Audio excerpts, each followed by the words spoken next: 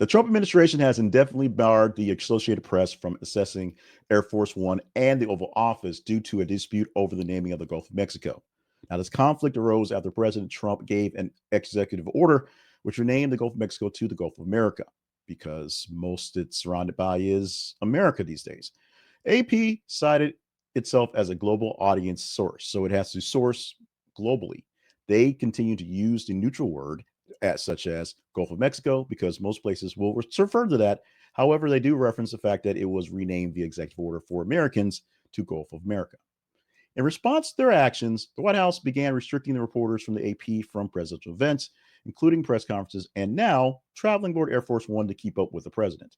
Deputy Chief of Staff Taylor Budowich stated that while AP's right to irresponsible and dishonest reporting is, quote, is protected by the First Amendment, does not guarantee unfettered access, is, quote, to limited spaces like the Oval Office and Air Force One.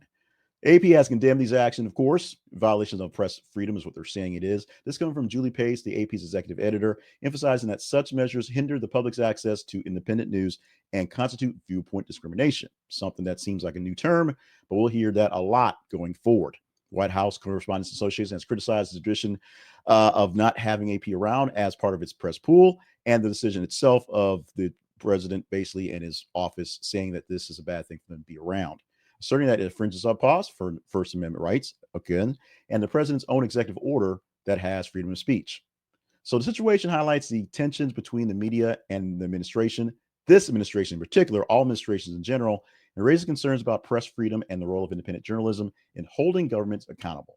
We shall see how this one plays out very publicly, especially because AP can't actually cover things as well if they're not allowed in for press coverage, and very publicly in the world, as it seems to the eyes that are naked and seeing what's out there, that it's just a way of the Trump administration to keep some people out who won't say things exactly the way the Trump administration wants them to be said.